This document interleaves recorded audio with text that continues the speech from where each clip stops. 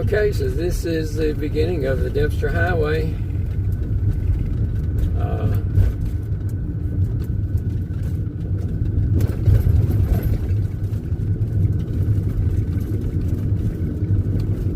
My plan is to not make any side trips unless it's on the way back. The object of the game is to make it to the Arctic Ocean safely and back safely. There are supposed to be adequate gas stations on the way. As you can see, it's already a bumpy road and it's going to get bumpier. So I'm not going to bore you with a lot of video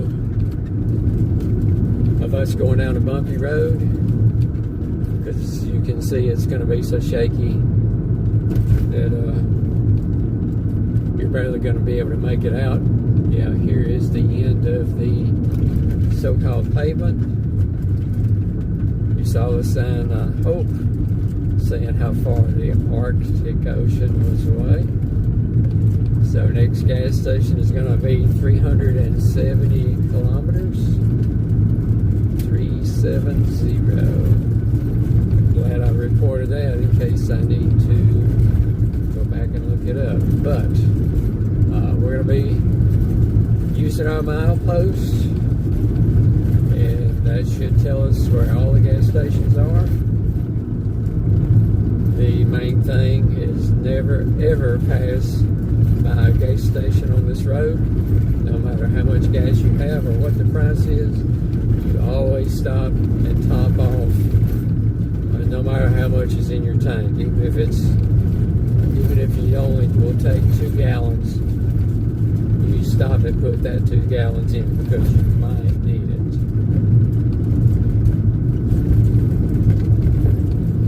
it. So if I make it there and back, I will have already finished by the time you see this, because obviously you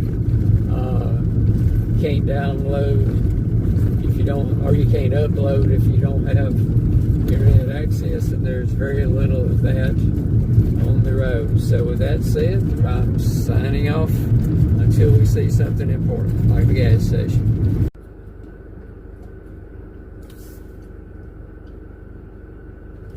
Okay, so this is the first stop. A really nice pull out.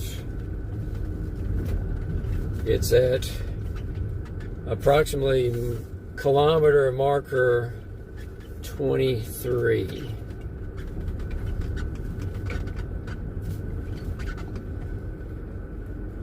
Looks pretty nice and level. So I didn't go very far up the Dempster Road today, Dempster Road today, because I had a pretty long drive to get here from Toke.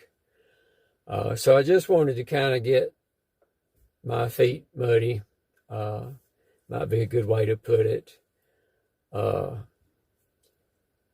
Whenever Sir Edmund Hillary climbed Mount Everest, supposedly the question they asked him is, why did he climb it? And the answer that he supposedly gave was, because it was there. So you might ask the same question, why would anybody want to drive up this long, bumpy, muddy road that you might not even have a chance of making it all the way up and all the way back? And the question, or the answer, is maybe kind of the same, because it's there. Or maybe a better way to put it is to say, just to see if I could do it.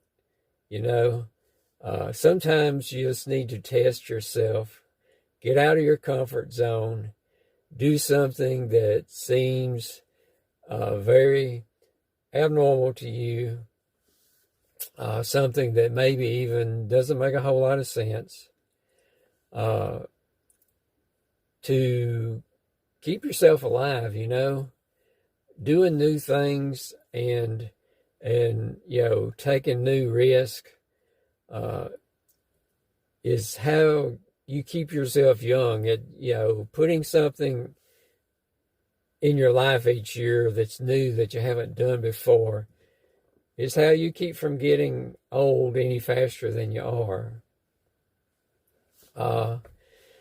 My niece asked me this morning how far it actually is to the Arctic Ocean, and I honestly couldn't tell her because it really doesn't make any difference to me. I know people with similar vehicles have done this drive, and without carrying 2 spare tires, without carrying extra cans of gas, plenty of people have done this. So if you have to ask how far it is, then maybe you shouldn't do this anyway. But I'm pretty sure not many people from Tennessee can say that they have waded out into the Arctic Ocean. And I may end up being one of those too. Only time will tell. I've made as many logical preparations as I feel like can be made. I've got a spare air filter. I've got a spare set of wiper blades. I've got spare extra windshield washer fluid. I've got a tire patching kit. And so my plan is to just drive carefully.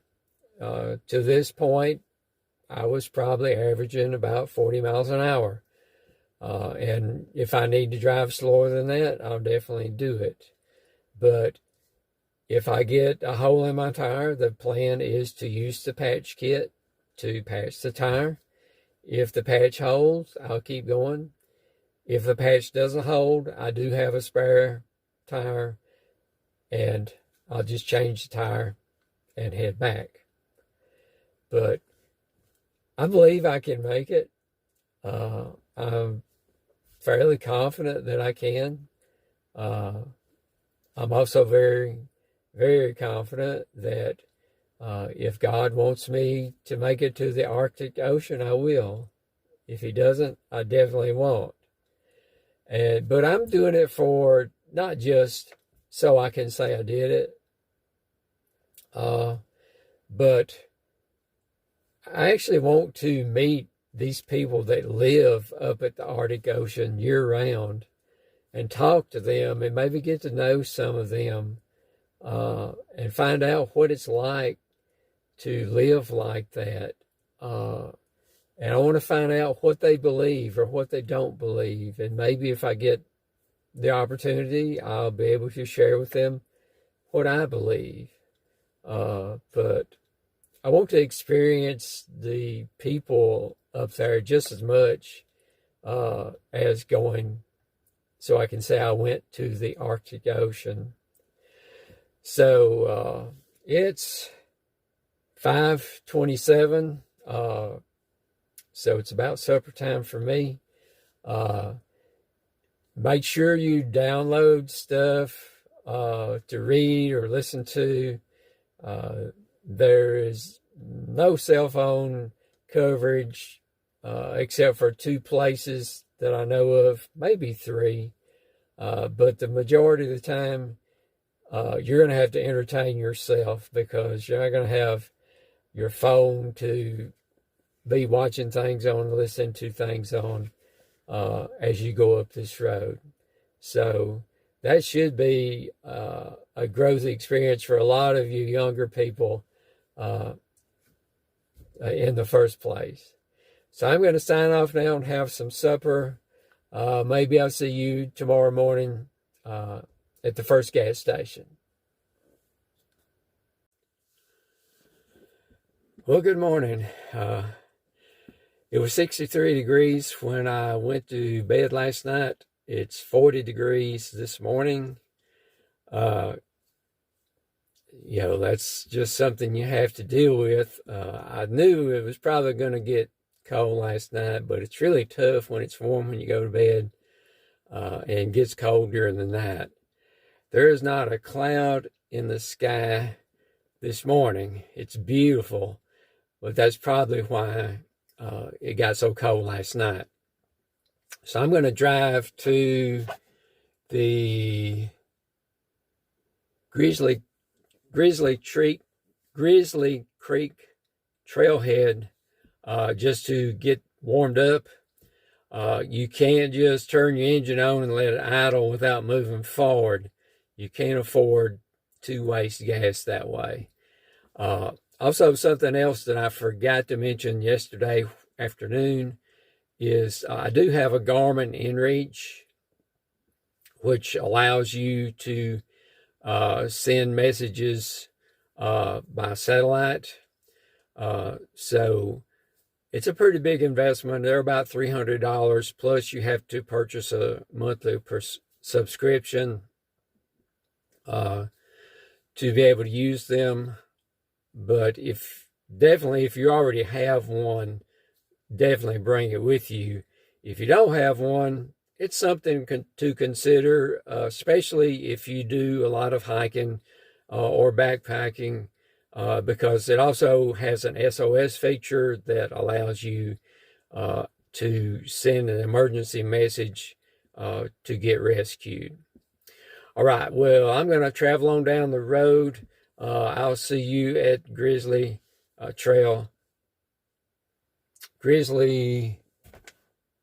Creek Trailhead.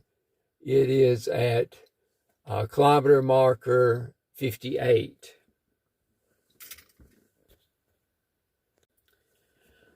Okay, we're at the Grizzly Creek Trailhead now. What I'm finding is the kilometer markers are pretty small. In the morning, they're hard to see. When you're going in to the Dempster Road, you're going to find the kilometer markers on your right-hand side of the road. When you're coming back home, obviously they're going to be on the left-hand side. They're green, just like everything else around here, so they're hard to see. The numbers are pretty small, but the idea is not to be going so fast that you miss them. Again, my trip odometer has not exactly matched with what the kilometer markers are saying. My trip odometer has been reading ahead, but I think I've mentioned this in the previous videos. What I've done is gone through the milepost, and up here on my sun visor, I have the kilometer distances for all the gas stations, all the bathrooms, and all the trash bins, because those are the three main things that we always need to be able to find. So I've put those on index cards for the whole length of the road. So every trash bin, every long drop, every gas station, I've got it right here on my sun visor, so I don't have to be flipping through the milepost to try to find stuff. I've already done it. As far as the driving, I've had to go a little bit slower this morning. When you're driving in the morning, you're going to have bright sunlight on your face, and you're going to be looking into it. You can see right now, I'm facing the sun, and that makes it hard to see. But you're going to have shadows on the road, and that makes it hard to see the potholes and the rocks. So you just got to take it slow. What you don't want to do is hit one of those big sharp rocks that juts up out of the road, because that is what will get you faster than a pothole. If you hit a pothole, yeah, it's going to jar you, but it's probably not going to make a hole in your tire. But when you see those sharp rocks sticking up out of the road, that's what you've got to try and miss as much as you can, or hit them at a lower speed. So I'm going to make some breakfast right now. There are bathroom facilities, what I call long drops, up here at the trailhead behind me. I park down at the bottom to make breakfast because it's level down here. So I've not been up there, but I assume those are open and available. If they're not, I'll let you know. So I'll see you on up the road somewhere, probably at Eagle Plains Hotel, which is the first gas stop.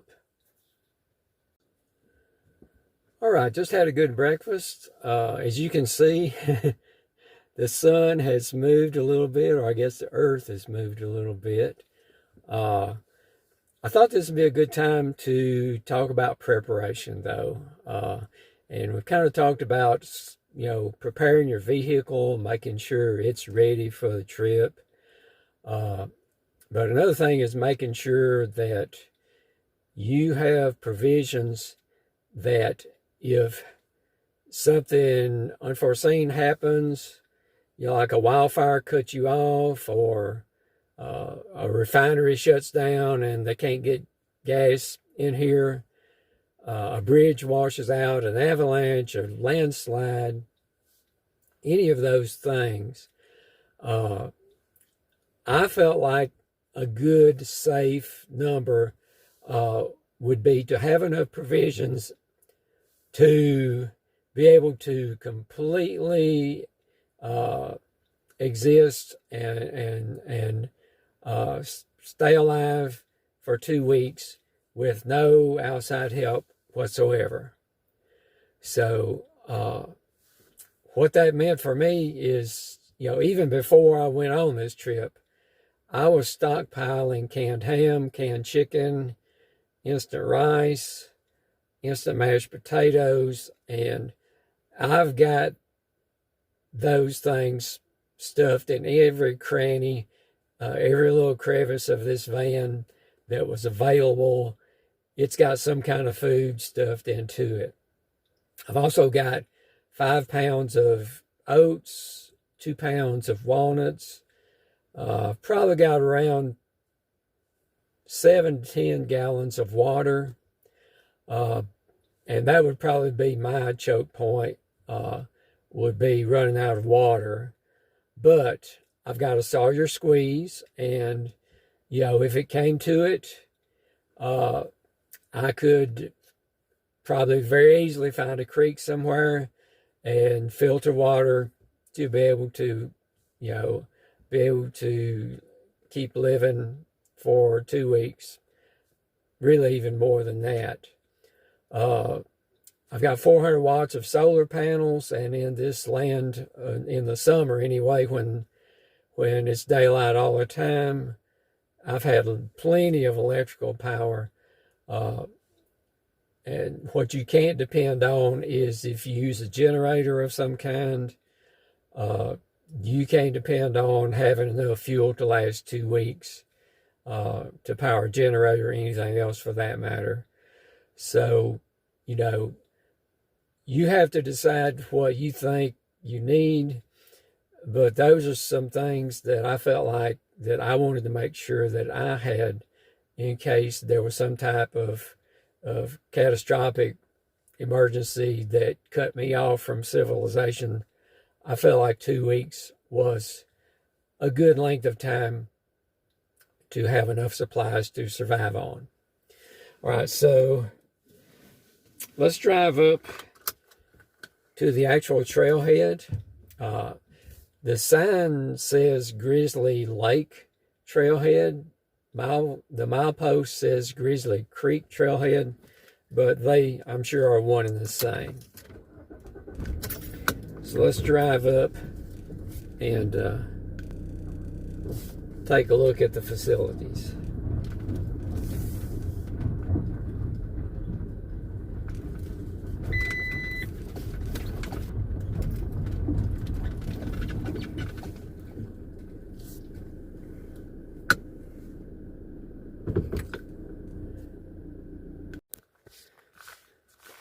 Okay, so this is trash bins, and they even have a recycling bin. Not really sure what goes in there, plastic probably.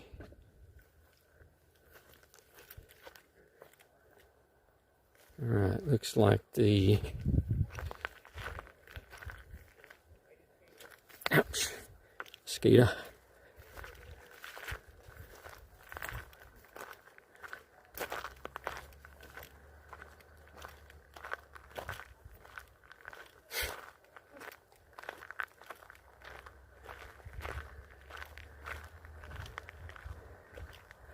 Looks like the pit toilet is right up here.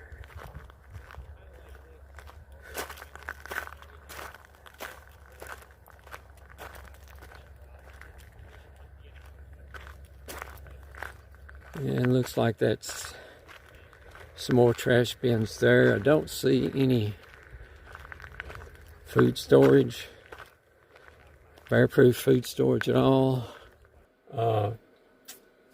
So my next stop is going to be Eagle Plains Hotel.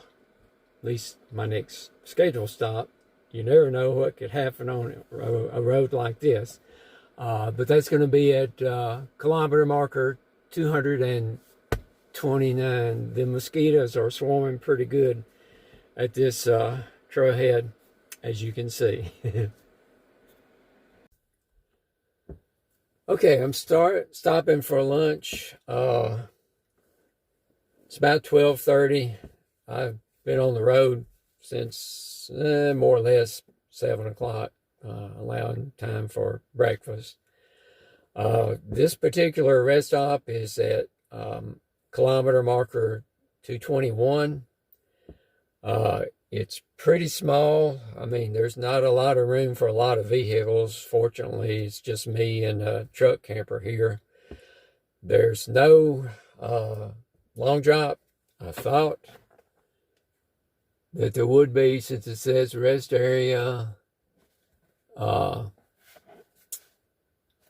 there doesn't seem to be any. So I've come 221 kilometers on 4 gallons gas. I think that's pretty good. The Eagle Plains gas station is at kilometer 369.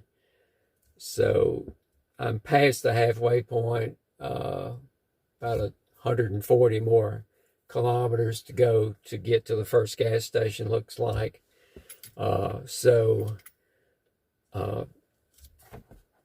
You want to make sure you get it either to the Eagle Plains gas station in plenty of time, or park overnight before you get there and take 2 days.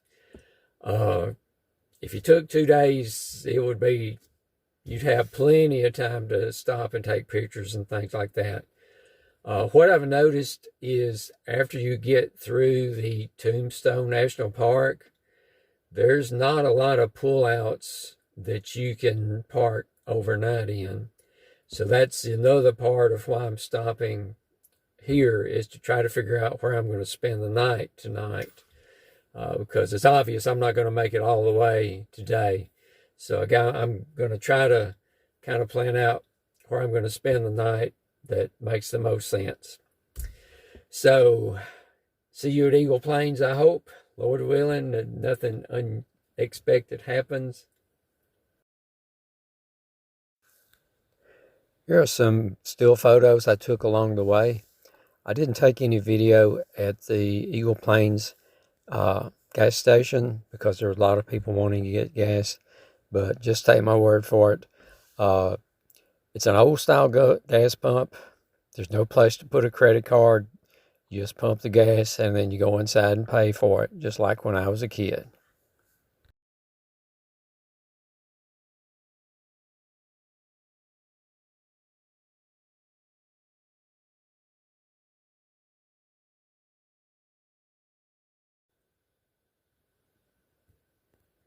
This is where we're parking tonight. As you can see, it is at the Arctic Circle.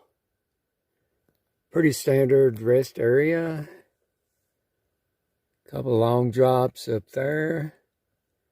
And a couple of trash bins over there, even a recycling bin. Pretty standard stuff. So far, I'm the only one that's chosen to spend the night here.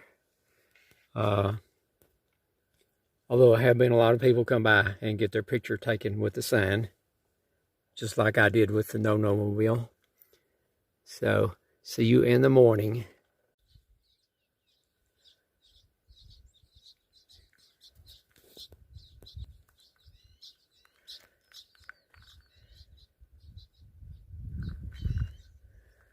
Okay. Well, I spent the night at the Arctic Circle last night. It really does weird things with your mind, because the sun never really completely goes down, and it's hard to figure out just what it's doing. So last night about 1 o'clock, I woke up and the sun, woke up at 1 o'clock and the sun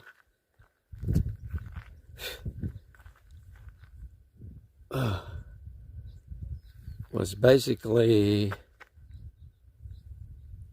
right over there, just like it was going down, but it never went down. And then when I woke up this morning,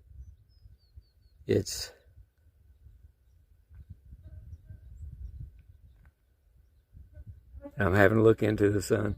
The sun is right there.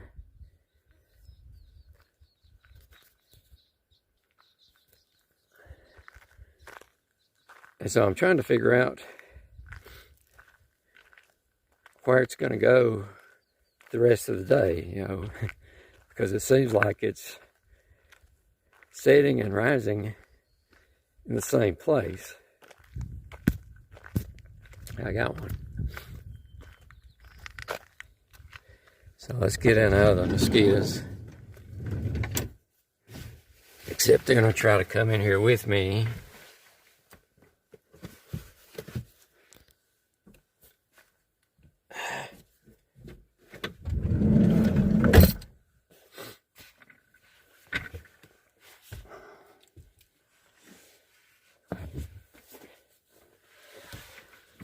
Okay, so it's just really a weird place to be. And really, ever since I've started coming north, I don't know if it's the electromagnetism of the North Pole or just being so far away from home. I really don't know what it is, but the further north I've come, I have just weird dreams that don't make any sense. Dreams that don't have any people in them that I know. Like last night, I just dreamed that I was at a basketball game. And, you know, what does that mean anyway, you know? So it's just strange.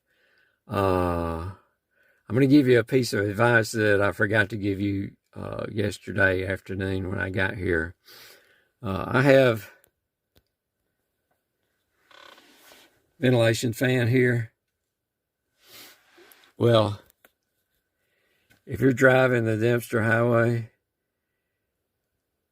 don't turn that fan blowing air in to your van, because I did that yesterday and it blew this van full of dust in just like a second before I could get it turned back off again. So when you use your fan on the Dempster Highway, make sure it's blowing out and not in. Something else I noticed this morning that I don't know if this has anything to do with these weird dreams I'm having or anything, but and I'm going to see if I can get focused on it up there.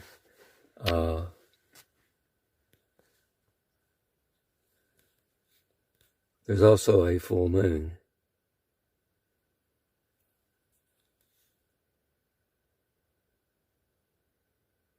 And maybe you see it right there through all the bug guts.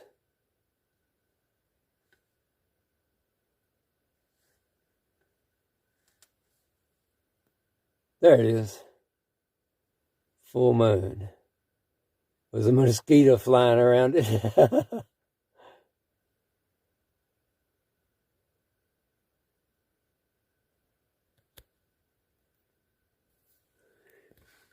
So we got full sun and a full moon. I'm not sure where either one of them rides or set. But it's time for breakfast now and time to get up the road.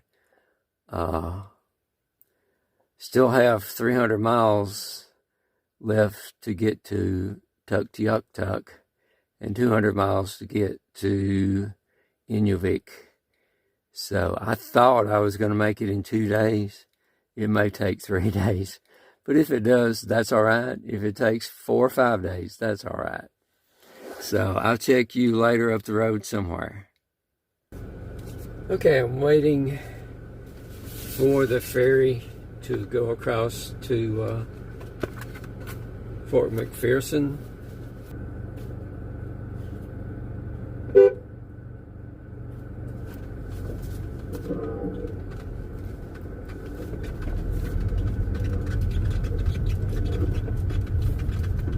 Oh, nobody in there.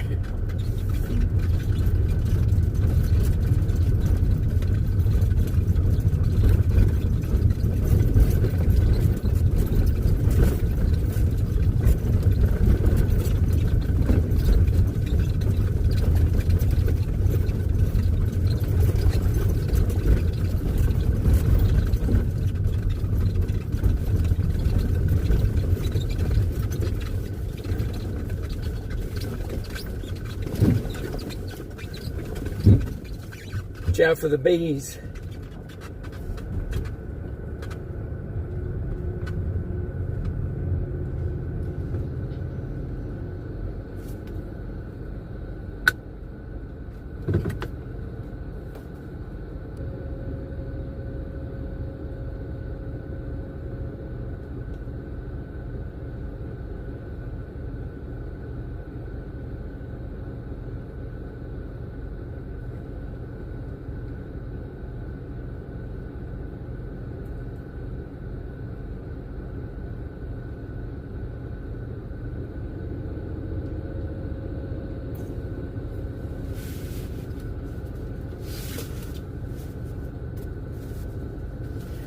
We're in the Northwest Territory now, by the way.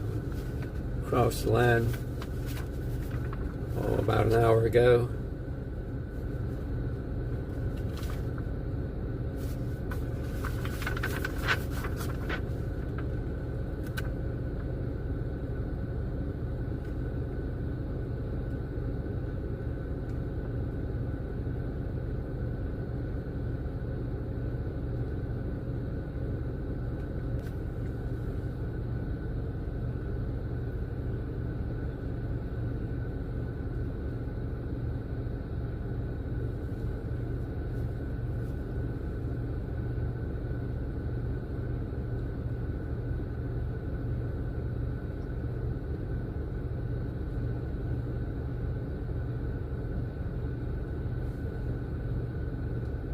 Pretty agreeable ferry workers, though. I'm the only one on the ferry.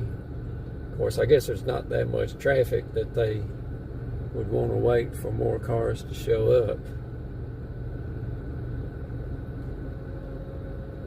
Completely free, though, furnished by the state. They consider it part of the road.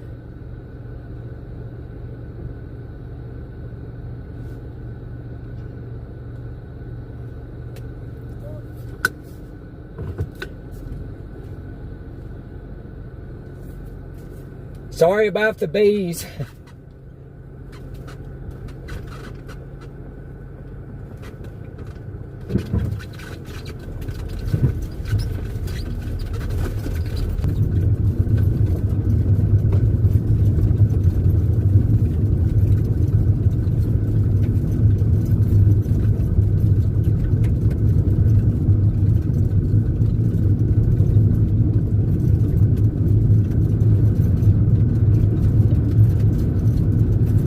been pretty good road this morning. I'm doing 40 miles an hour pretty easily right here. I have been doing up to 50 to 55 miles an hour in parts of the road. Fairly safely, I suppose. Didn't have any damage to the van or the tires as far as I know anyway.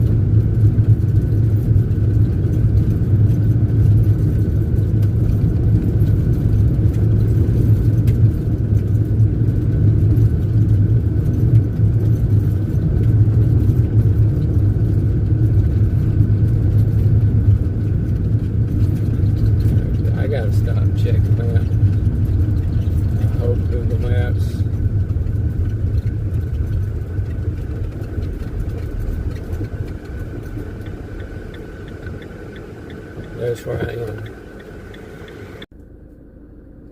Okay, learn from my mistake. I missed the turnoff to Fort McPherson. Fort McPherson is not right on the Dempster Highway. There's a left turn, and there was no sign. There was a sign coming south when I turned around to come back, but there was no sign saying left turn to Fort McPherson going north. So the lesson is, if you feel like you've missed a turnoff, don't just keep going and keep going. Another lesson to learn is, even though, it's not a metropolis, go ahead and use your Google Maps so you don't miss that turn. That's a real mistake I made, was not using Google Maps, and I went by the turn, but I came back and found it. So learn from my mistakes.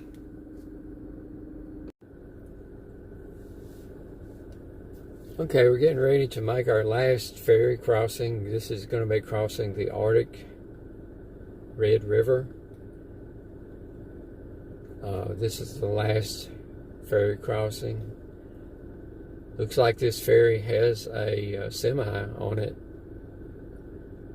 which just goes to show just how big these ferries are and what they have to be able to take across.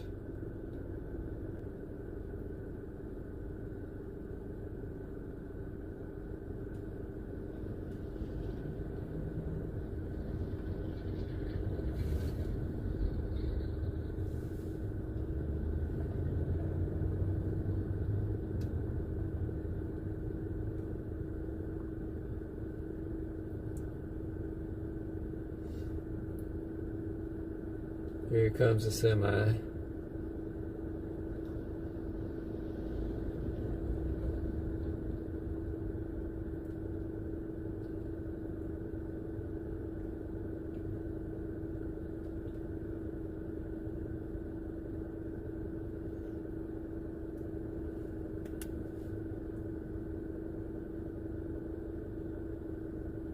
On the last ferry, they just gave us a wave to drive down there. Hope I can see them through the dust.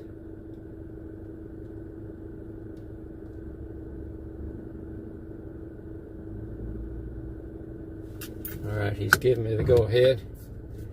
So here we go.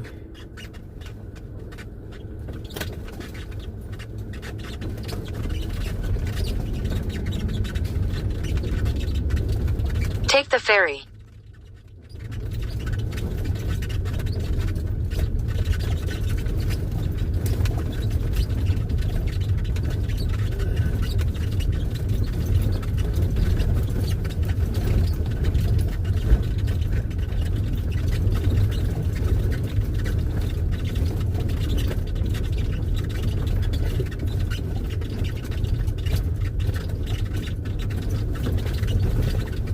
Continue for 1 kilometer.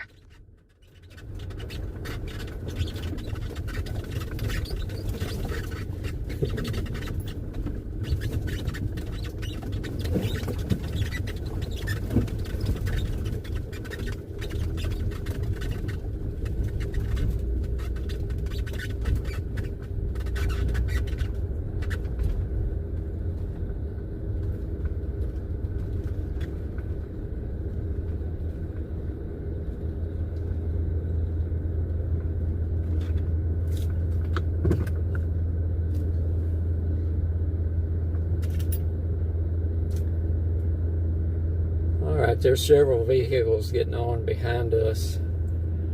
While I'm thinking about it, just a few more tips. One more tip in particular. It's like I told you last night that I sucked a bunch of dust into the van using my ventilation fan. Something else I've learned the hard way too is even though you may be tempted to roll your windows down while you're driving, you would think that you wouldn't suck any of your own dust into your vehicle, but I've learned the hard way that you actually can. So as hard as it is, you've just got to leave your windows rolled up at all times, because if you don't, you're going to be able to write your name on your dashboard like I can. So you just got to leave your windows rolled up and use your vent fan and your air conditioner.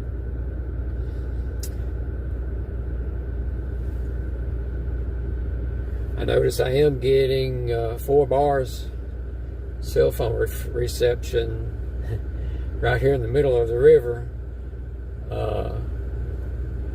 Don't know how long that will last. Maybe on the other side of the river.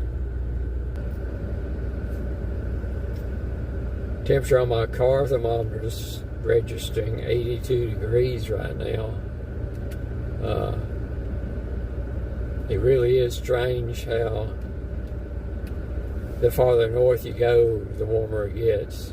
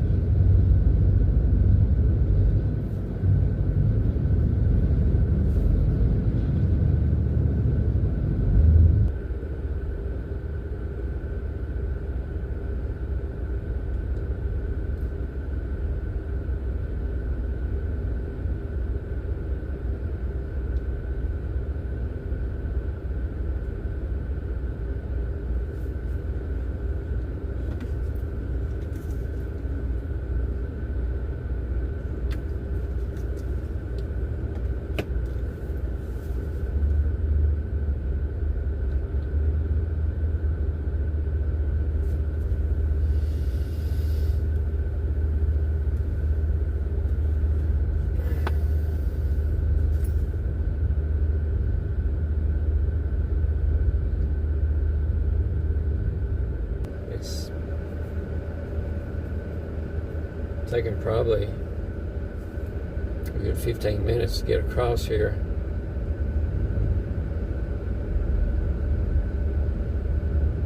We're not quite to shore yet.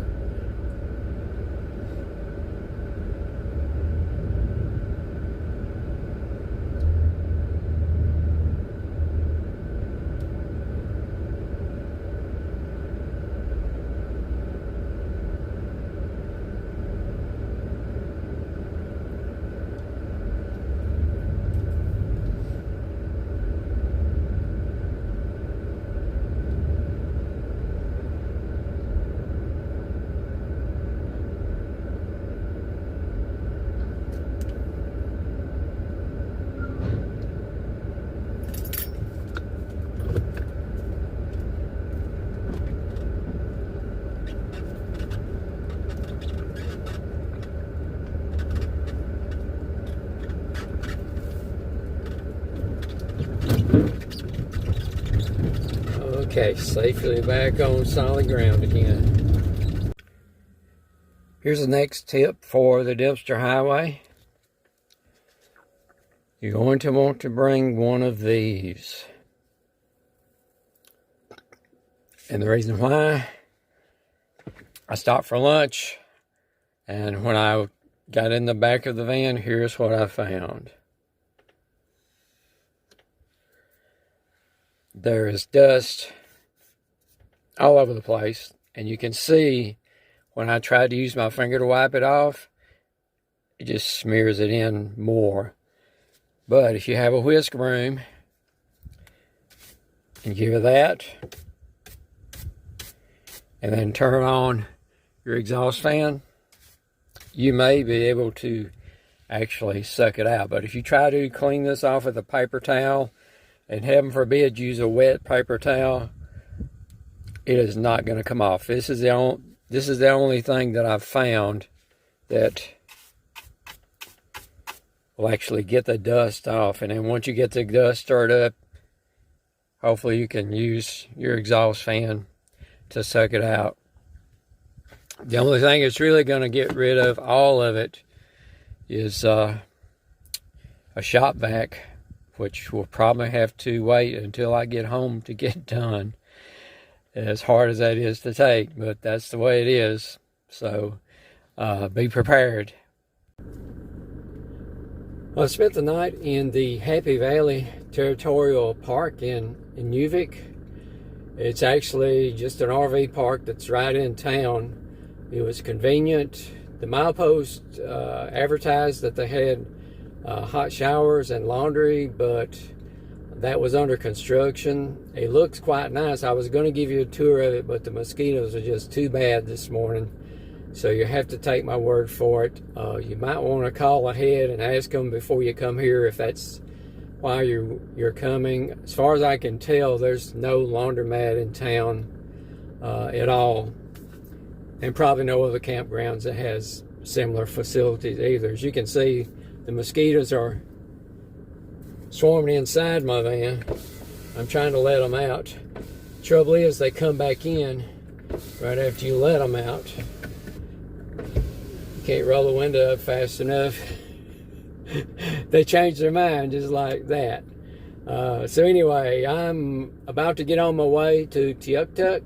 Should make it to the Arctic Ocean in about a couple of hours. You'll get to see it then, I hope. One continent, 2 countries, 7 American states, counting Alaska, 6 Canadian provinces and territories, 33 days, and we have reached the Arctic Ocean.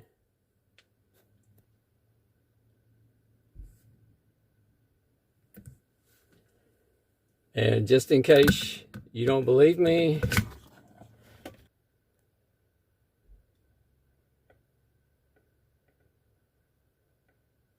there's the sign. There is a parade of cars that feel they have to park right beside that sign. So I'm going to let them fight the mosquitoes, which you can see flying in front of my window. But I don't have to have the great shot. I just have to see the sign in the viewfinder. So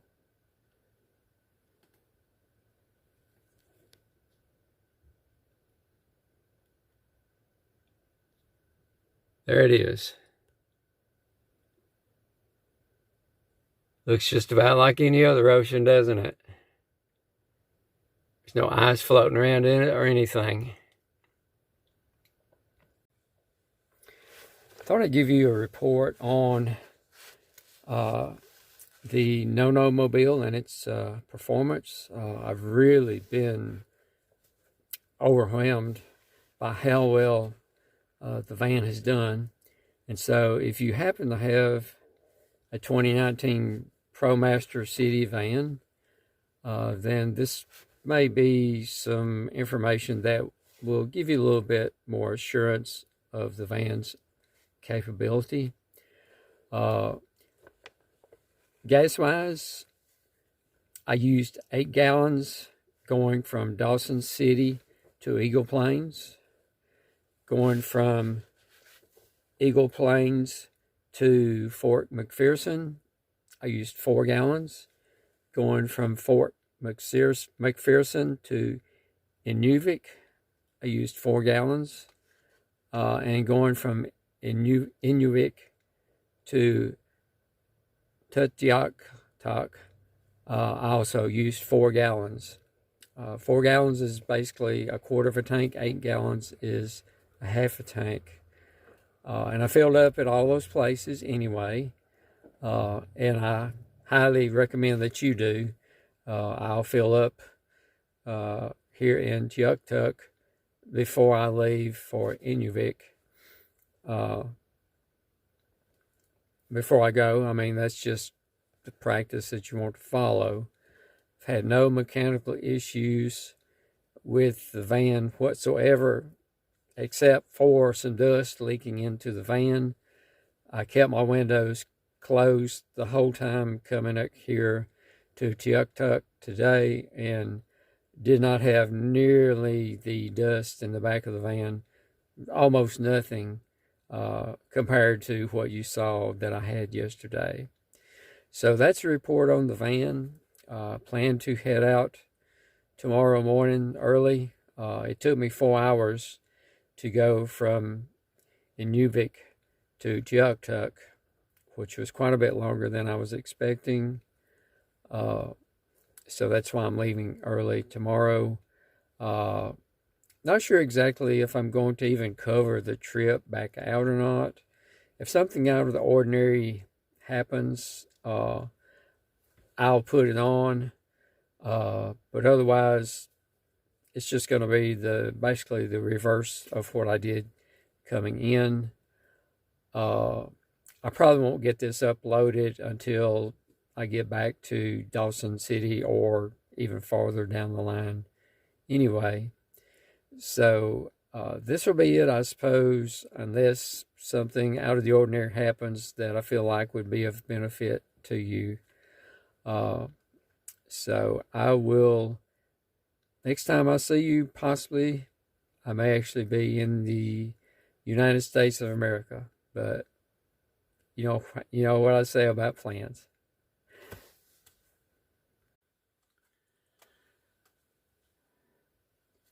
Well, I didn't quite get back out of the Dempster Road without a little mishap. Had my first flat tire yesterday. I was coming over the pass just before you get to Eagle Plains, and the sensor on my dashboard said my left rear was going down. And so I got out, and sure enough, I could hear a little hiss of air. So I tried to get to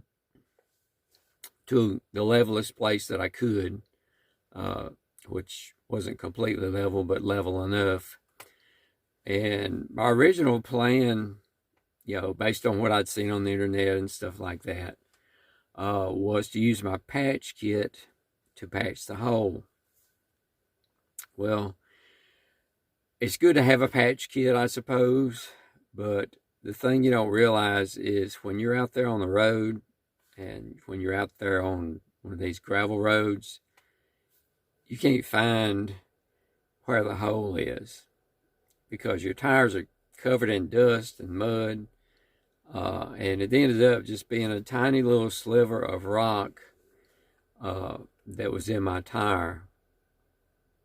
So it was a blessing from God, really, because that pass is very steep. And if that tire had gone down while I was on that pass, there would have been no way I could change that tire because it's just, it's literally about that steep. And there's no level places at all. There's, I think, one place where you could pull out if you could get to it, but, your tire's going to be eat up by that time. So God really blessed me by getting me to a safe place where I could change the tire. He also really blessed me because uh, I was like 40 kilometers away from Eagle Plains, I mean, and but it was 4:45, and I thought by the time I get to Eagle Plains, they're going to be closed. It was on a Saturday. I thought, so I'm going to have to spend the weekend there till they come back in on Monday and can fix this tire. But to my amazement and to God's glory, the two guys in their service department were still there and actually got my tire patched and back on in about an hour's time. So, I was really at first a little disappointed, pretty disappointed actually, that I didn't make it all the way out without a flat tire. But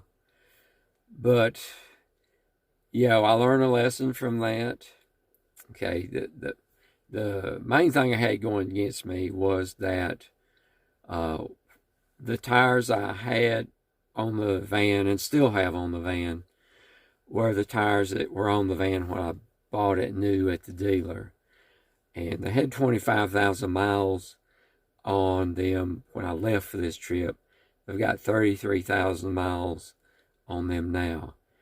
And so, they're really doing quite well for dealer tires. And I'm hoping that I can make it back home on them. But the thing I realized is I got lured into a false sense of security.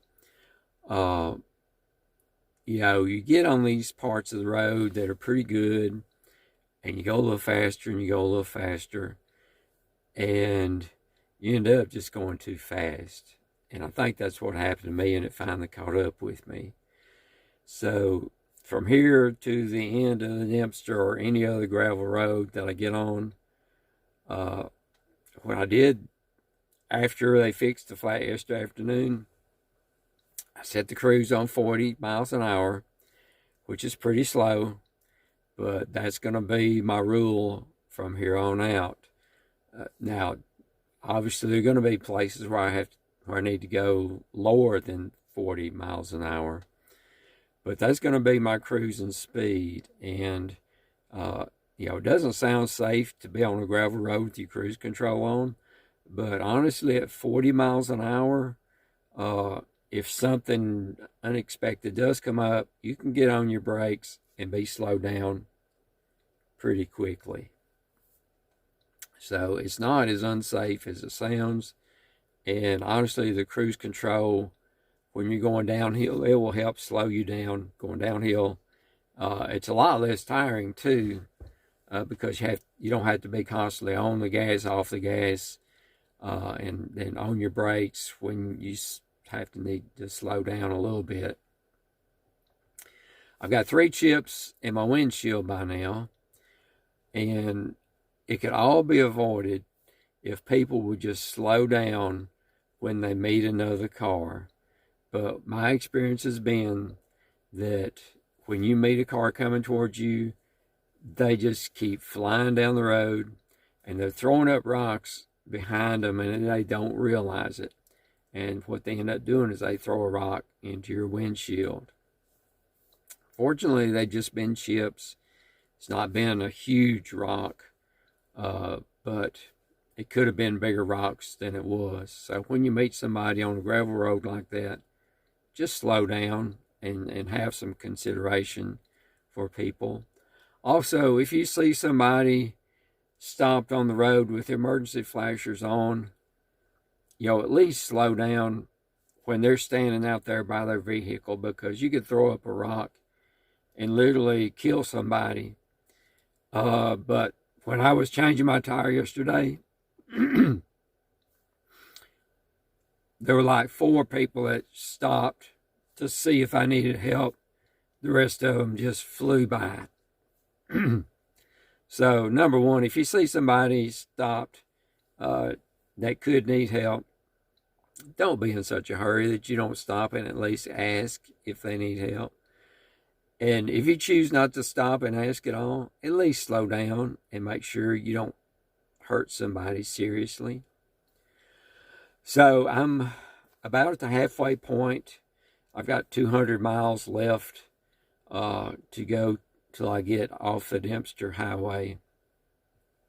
So hopefully I'll make it to the end without another flat. But, if I have another flat, I know that I'll just change it and do the best I can.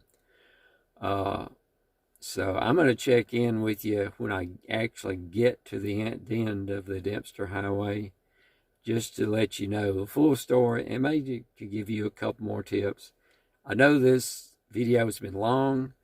It's been more instructional than entertaining, but I'm going to try to edit out as much of the dead time as I can to make it shorter. But I've learned a lot on this trip, and you can learn a lot too if you'll just listen to it all the way through. So I'll check back in when I get to the end of the Dempster Highway. All right, here is the little blue bridge that we crossed over 5 days ago. This video probably has seemed like 5 days long to you.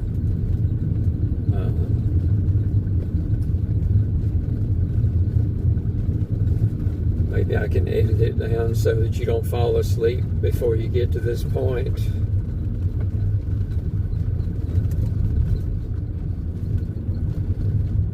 As far as I can remember, this is the only one-lane bridge.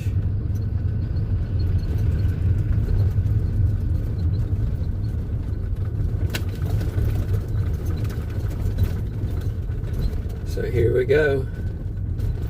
Praise God from whom all blessings flow. My mouth's kind of dry from all the dust in it. Glory to God.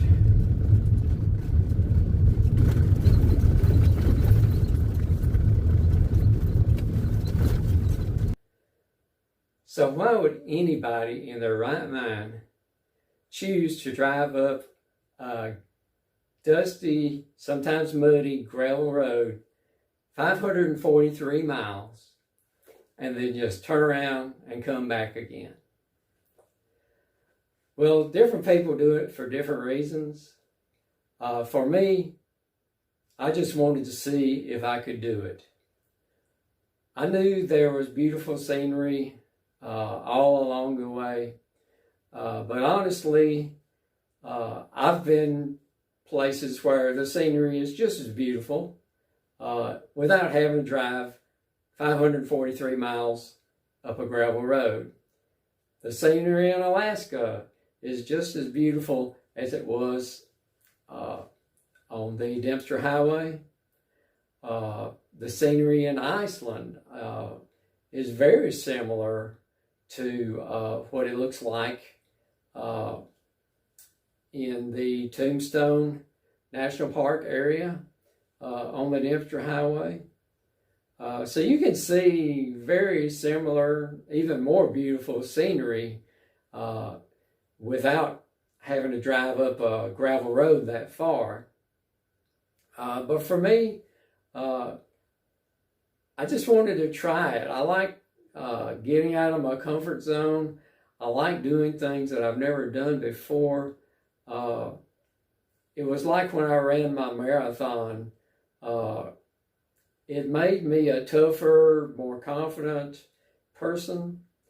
And I wouldn't necessarily say that driving the Dempster Highway gave me more confidence than I already had. But it did give me a sense of accomplishment. And that meant a lot to me. Now, what I learned, as I have learned on the whole trip, is that the people on YouTube and on the internet tend to make it look maybe a little bit easier than it really is. And I found that to be the case. And so I have tried as I went along to show you the hard parts and not make it look like just, a walk in the park, because it's not. Now, I didn't know everything I needed to know before starting on the Dempster Highway. I knew that people in similar vehicles had made the trip without carrying extra gas and without carrying 2 spare tires. And so I tried to take the advice that they gave. But I learned that they didn't tell us everything on YouTube that I needed to know. Now, they all tell you that's a rough road, and it is. But there are parts of the Dempster Highway that don't seem so rough. And that's what got me. That's what got me my flat tire, is that on those parts of the Dempster Highway where it didn't look so rough, I went a little too fast, and I got a flat tire, as you've seen in the earlier parts of this video. But I learned from that mistake after it was too late. But I wish they would have explained to me that you're going to be tempted to go faster than 40 miles an hour, but you really shouldn't, even if you feel like you can, because that cumulative effect on your tires, it adds up. As a matter of fact, when I got home from the whole trip, I found a chunk of rubber in my driveway, and I started looking a little bit closer at my tires than I did when I was in Canada. And what I found was there was some steel showing through on the tread of my tires. And yes, there was still some tread left on my tires, but my tires really didn't look like rubber anymore. They looked like sponge. They looked soft, and they actually were soft. And so I ended up having to buy a new set of tires, $788. Now, was it worth it? Yeah, I would still say so. If I'd known I was going to have to replace my tires before I started driving up the Dempster Highway, I would have still done it, because those tires had some miles on them anyway, so it was worth it. Something else that they really don't tell you the whole story about is the dust. When I got home, and really before I got home, the dust just collects in your van, and it really adds up, and you start reaching the point where you can't touch anything in the van without getting dust and dirt on your hands. Your hands stay dirty all the time. Here's a good example. So here's what I was talking about. This is the part of my dash that has been cleaned. If you look over here, you can see the dust that's in the vents. And you can see it doesn't come off easily. If you look on over here, see that line right there? Nice clean dash right here. Very dusty dash over there. And down into the steering wheel and everywhere else. It's gonna take a lot of time to get all the dust out of here. If you even look right here.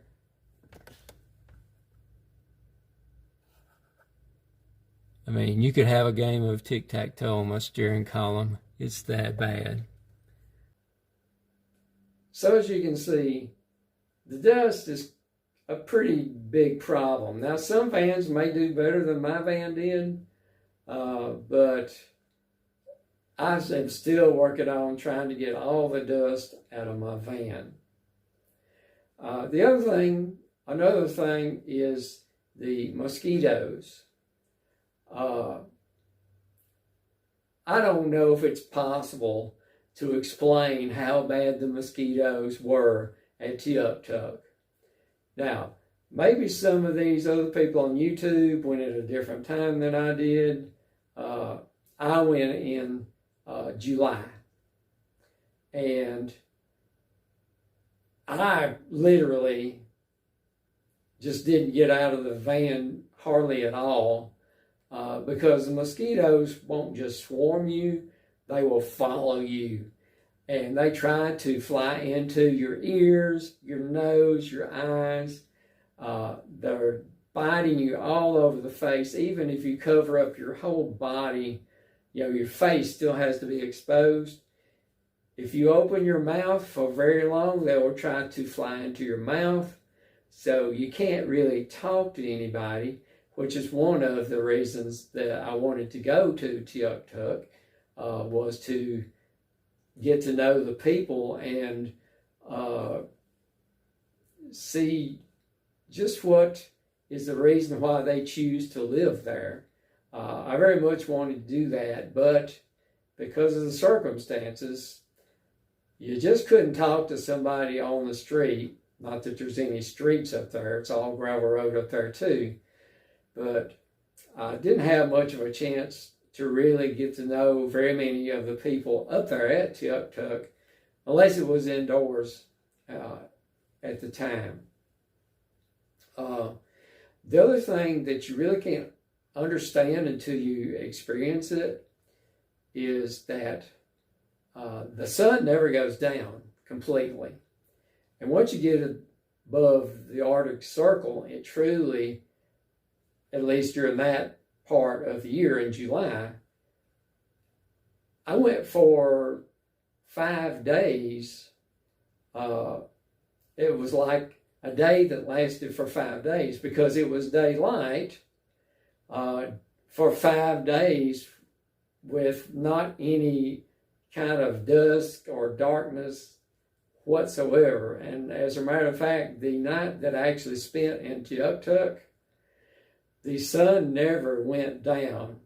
It rose in the northeast, it went down in the northwest, but it never dipped below the horizon of the ocean. It just traveled horizontally back over to where it had started that morning and came up all over again. And after 5 days of that, it really messes with your mind and your sleep cycle gets all messed up. And you pretty much don't sleep except a few hours at a time at the most. And so it's very disorienting. It's also very tiring. So that's the other thing that I would have done differently if I had known then what I know now. I intentionally tried to get to Tiuk in as few days as I could, thinking that on the way back, that's when I'll stop and take pictures and go for hikes and enjoy the scenery. Well, what I found out was that after taking 2.5 days to drive up like that, not getting any sleep at all hardly, that when I got ready to come back down the Dempster Road to civilization, I just wanted to get off that gravel road. I just wanted to get back to some asphalt, to get away from the mosquitoes a little bit, to get to a place where it got dark or at least a little bit less light, so I could get some sleep. So consequently, I didn't do any of the things that I wanted to do coming back. And so, am I glad I did it? Yes, I am. Would I do it again? Not on your life. Once is enough. It's like running a marathon. Doing it one time is great for your confidence. It's great for, starting to think that I can do things that I didn't know for sure if I could do. But one marathon is enough. If you run that second marathon, you're not going to learn anything or gain any self-confidence that you didn't have after running that first marathon. So for me, driving the Dempster Road one time was plenty. I'm glad I did it. I am glad that I proved to myself that I could do it, that the No-No Mobile could do it, but I would not do it again. If I wanted to see pretty scenery, I would fly to Iceland or fly back to Alaska, one or the other. One time was enough for me. So that is it for the video for the Dempster Highway. I've tried to give you as much information as I possibly could about it. I've tried to share with you things that were not shared with me by other YouTubers. Just count the cost before you do it. Make sure you know what you're getting yourself into and you are as prepared as you can be. And then you make your own decision. I know this has been a long video. I hope that you have watched it to the end if you're planning on driving the Dempster Highway. I hope that the things that I've told you will help you both to make your decision and to be as prepared as you can. So I apologize for this being so long, but I thank you so much for watching it to the end. I hope and pray that it helps you to prepare and make your decision.